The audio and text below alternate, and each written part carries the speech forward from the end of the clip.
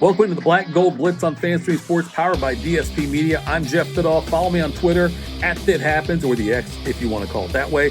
So much to get into today with the Steelers. And by the way, go FanStreamSports.com is our website, and the FanStream Sports app is available for Apple and Android users for around-the-clock programming on the go. Lots of new shows we're adding all the time.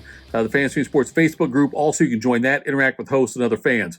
Big one Sunday night in Pittsburgh as the Steelers host the Cowboys on Sunday Night Football on NBC and Peacock. These games are always special because of the postseason past of this rivalry.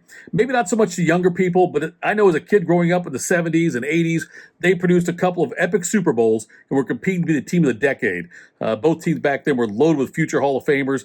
You remember Pittsburgh defeated Dallas 21-17. I think it was Super Bowl 10 maybe. And then a few years later, they beat Dallas 35-31 in one of the greatest Super Bowls ever played. They played again later on after with the Barry Switzer era, I guess you'd call it, for Dallas. And Dallas won that one 21-17. But back then, though, both teams were loaded with future Hall of Famers.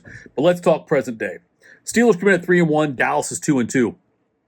Pittsburgh's coming off a tough loss in Indianapolis, where another slow start by the Steelers' offense was just too much to overcome. The Colts took a 17-0 lead and then held on behind the play of Joe Flacco. Yes, Joe Flacco, who came in under center after Anthony Richardson left with a hip injury. The Steelers could easily be 4-0 right now, but if I had said to you before the season they'd be 3-1 at this point, I have to believe you would take it. 3-1's a great start for this team. First in the AFC North, Baltimore second with 2-2, and then you got the Bengals and Browns both at 1-3. But perhaps the main storyline in this game this weekend is the injuries for both sides.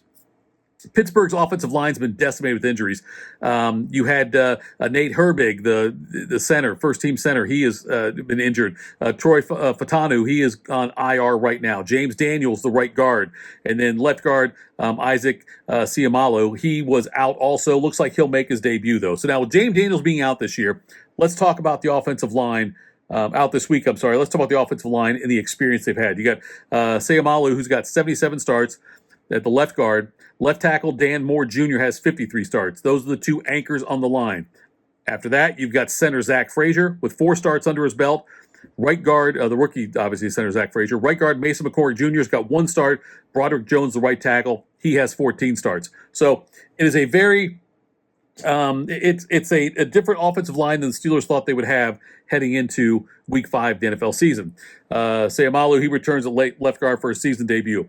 Other injuries, though. Running backs Jalen Warren and Cordero Patterson will be out, along with linebacker Alex Highsmith. Those guys are all going to miss the game. But the key to this game for Pittsburgh, and really where the key is going to be made in the trenches in this, because teams can run on Dallas.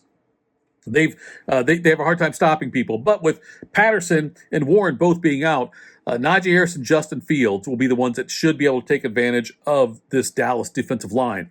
And aiding in the Steelers' calls, all-world defensive star Micah Parsons is out. DeMarcus Lawrence placed on IR. So the Cowboys also thin at cornerback.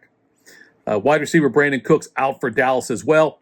The Dallas running game this year was expected to be anchored by Zeke Elliott, but he appears to be washed, and only getting a handful of touches per game now. Rico Dowdle has emerged as kind of the lead back for Dallas.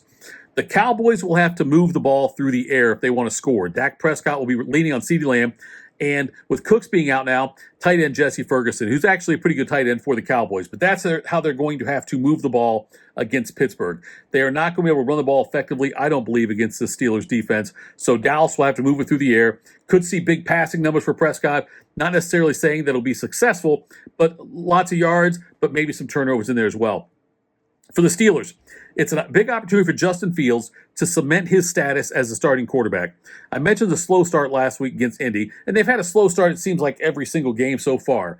But Fields last week still finished 22 out of 34, 312 yards, 1 touchdown, no interceptions, led the team in rushing with 55 yards and 2 scores, did lose a fumble, not ideal, but he fumbled twice, lost one of them, but still, Fields done a pretty good job protecting the ball this year. So if he can build off that game, the 312, 55 rushing, 2 scores, 1 touchdown pass, no picks, I think the Steelers will be in great shape.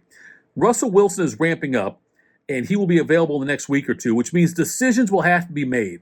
Now, granted, the decisions don't have to be set in stone. They could be 1-week decisions. But if Fields can keep winning, it'll be hard to make a switch to the 35-year-old Wilson. And I still contend that as long as the offensive line is in flux, which it is, all these injuries they've had and the fact they've got some inexperienced guys on the line, Fields makes more sense. Fields is more mobile than Russell Wilson. Fields rushed for 55 yards, like I said, and 2 touchdowns. He was their leading rusher against Indianapolis. That's, if not just the play and the record, that's a reason I would consider keeping Justin Fields in there as a starter. Najee Harris was so ineffective last week against the Colts. He had a paltry 19 yards on 13 carries. He's averaging just 3.4 yards per carry this season. And has yet scored a touchdown also.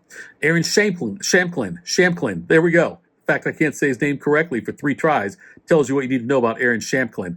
But he could see some action to spell Harris in this game. This is a very important game for Pittsburgh because they need to bank as many wins as possible before the gauntlet that awaits the Steelers down the stretch. If the Steelers win, they'll get to 4-1. The next 3 games, very winnable. They're at Vegas, then they host the Jets and Giants. Vegas is a team in disarray.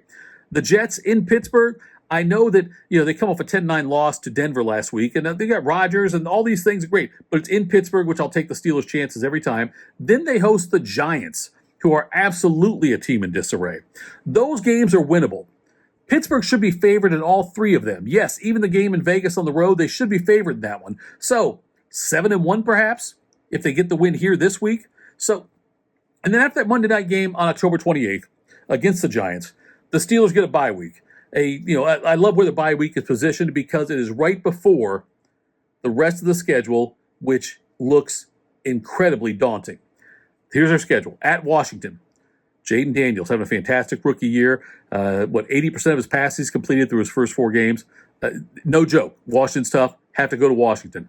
Host the Ravens. We know what that game's always like. I've often told the story about I bumped into a former team doctor for the Steelers, and he told me that the amount of pain medication they had to distribute was double in Ravens games versus other games the Steelers played. That's how much of a battle that always is. You know that, though. You're a Steelers fan. They host the Ravens.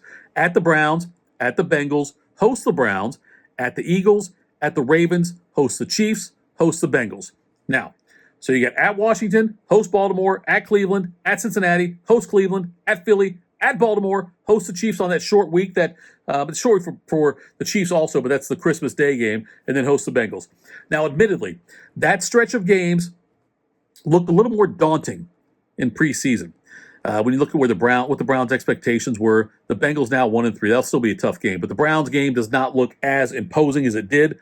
Nonetheless, Browns-Steelers games are always interesting and close and physical as well. But nonetheless, wins are going to be tougher to come by in the second half of this series. So getting a win here, getting a win this week, and hopefully starting off. If they can get 6-2, 7-1 after those games before they go to the break, before they go to their bye, I think that could be a huge thing there for Pittsburgh going forward. Now, and like I said, for Fields, this is a big game because we know teams can run on the Cowboys, and so Najee Harris will get a ton of touches. Fields will take advantage as well. I want to see what Fields can do through the air. I want to see if he can exploit that depleted Cowboys secondary and what I don't expect to be much of a Dallas Cowboys pass rush in this game. So it's a Sunday night game, which is always fun, but the Steelers, look, they still their first 3 games, they only allowed 26 points. I know Flacco had a big game, which I hate seeing against Pittsburgh in that game in Indianapolis. He came in for Anthony Richardson. But we'll see if Pittsburgh, what they can do in this game here this week. It's an important game. And like I say, I always love Steelers-Cowboys. If you're a longtime Steelers fan, if you grew up in the 70s, you know what this kind of game means when Pittsburgh plays Dallas. And like I say, future Hall of Famers were always playing back then in the 70s, even some ones that are still now trying to get into the Hall of Fame, but it's always a battle. So, all right, that's it. Follow me on the X at That Happens. I'll talk to you after the game when the Steelers hopefully beat the Cowboys. I do expect the Steelers win in this game. Hopefully Justin Fields plays well. Najee Harris gets back on track. Follow me on the X at That Happens. Download the Fantasy Sports app. It's free for Apple and Android users. Do all that, and you can get all of our programming around the clock right there on your phone. Thanks so much for tuning in. Have a great weekend.